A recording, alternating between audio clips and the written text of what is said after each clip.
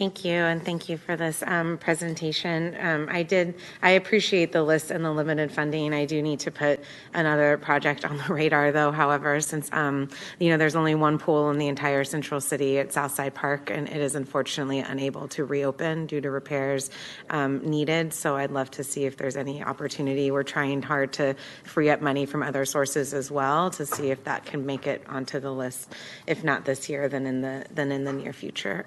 So thank you. Because as you heard from one of my constituents, and if you saw my inbox, you'd see about 100 other emails to this effect, the fact that the Southside Park pool is going to be closed until we finish allocating funding for the full repairs is a real issue for the Central City, where the income wage is still $35,000 a year and where most of our backyards don't have pools. We're an older neighborhood. And when you think about the public housing right across the street, I'm texting folks right now who are like, absolutely, that is our top priority, is to get that pool open as quickly as possible. So I have a few requests for city staff that aren't going to be popular with some folks, but that's okay with me because we need to figure this out. And I want to respect that we have a set amount of resources, so I can't manufacture money. I wish I could. I know last week I talked about putting this potentially in the CDBG consideration for federal funding.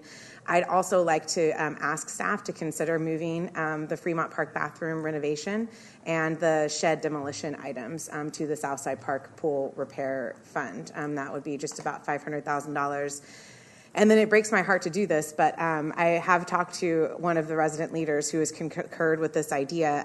This council had allocated a couple years ago $2.5 million to CV Circle after we lost a young person to gun violence for improvements. And part of that improvement plan was $400,000 to build a new park facility on the south side of their neighborhood. We would like to reallocate that funding over to the Southside Park improvements as well.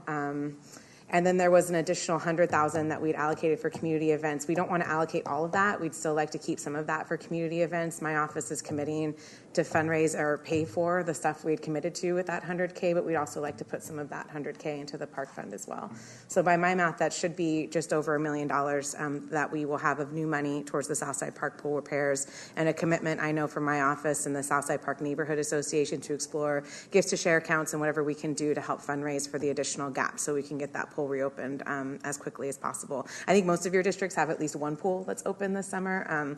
We will have none in District 4 this year, and so that's why we're taking these somewhat drastic steps to say, it's real important to me that these kids and these families have a place to cool off, especially given the anticipated temperatures this year. So I'd love to put that forward and maybe work with you, City Manager, and your team on that.